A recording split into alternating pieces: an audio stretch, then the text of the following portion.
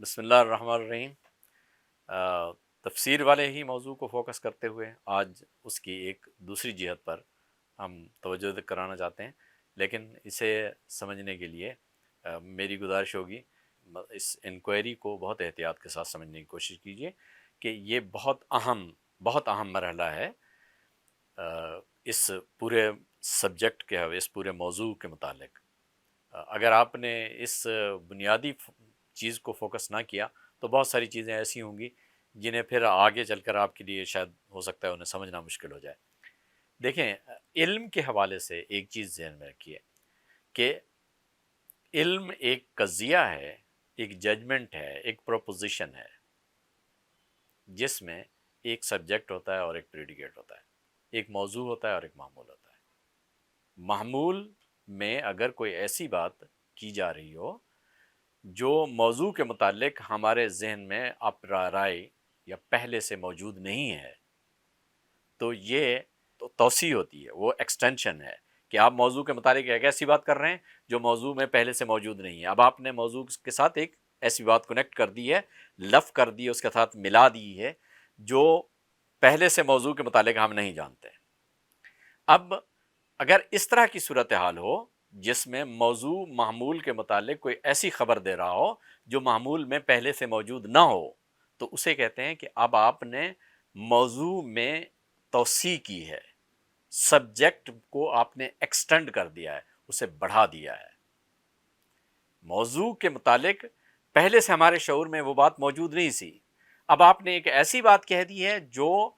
آ کر اس نے ہمیں ایک نئی بات بتائی ہے موضوع کے متعلق جو پہلے سے ہم نہیں جانتے تھے، تو اسے کہتے ہیں یہ اب آپ نے توسیع کی ہے۔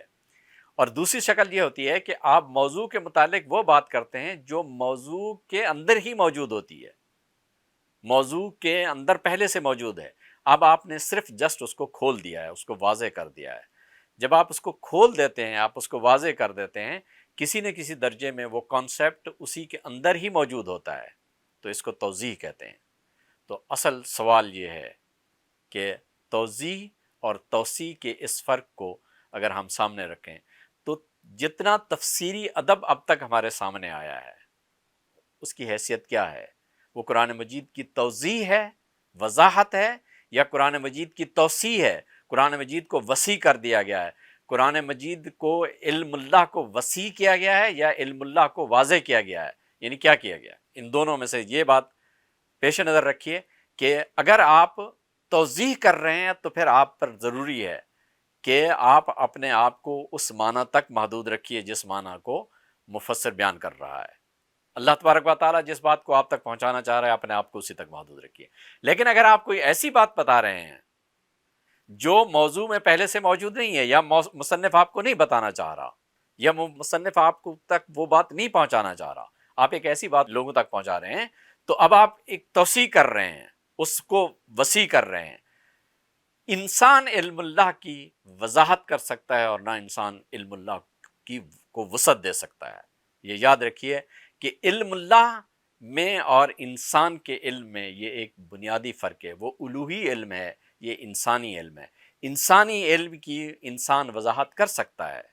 انسانی علم کو انسان وسیع کر سکتا ہے۔ ہمارے علم جتنی بھی ہے اب تک ہوا، ہم نے اپنے علم میں ایک وسعت پیدا کی ہے، اور اسی وسعت پیدا کرنے کے نتیجے میں ہمارا علم بڑھتا گیا ہے۔ جہاں تک قرآن مجید کا تعلق ہے، جب قرآن مجید کے حوالے سے تفسیر کو دیکھتے ہیں تو تفسیر ایک معمول ہے جس کا موضوع قرآن مجید ہے۔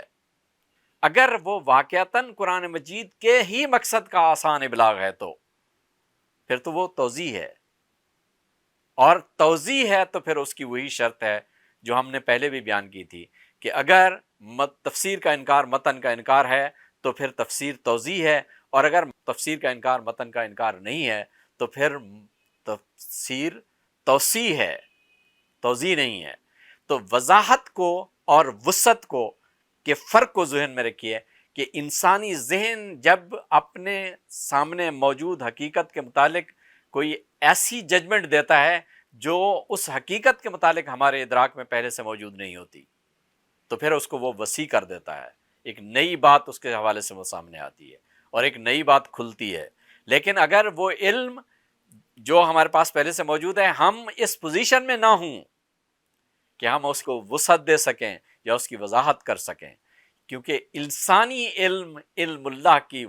کو وسعت دینے کی پوزیشن میں نہیں ہے۔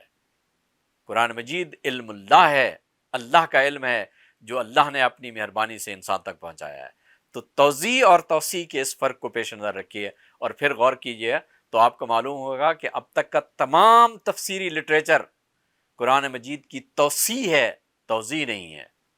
اور جہاں کہیں بھی قرآن مجید پر فوکس کیا گیا ہے تو یا تو قرآن مجید کے اس اصول قرات کو نظر انداز کیا گیا ہے جس میں قرآن مجید نے کہا ہے کہ متشابہات کی تعویل نہیں کرنی، یا تو اس کو وائلیٹ کیا گیا ہے، یا پھر خود محکمات کے متعلق ایک ایسا رویہ اختیار کیا گیا ہے جس کے لیے محکمات کبھی انسانی کائنات میں، انسانی شعور میں بنی ہی نہیں ہوتی۔ انسان ایسا کوئی ادراک رکھتا ہی نہیں کہ محکم کلام کو وہ وسیع کر سکے۔ والسلام علیکم ورحمۃ اللہ۔ اگلے سیشن میں پھر انشاءاللہ اگلے موضوع پر بات کرتے ہیں۔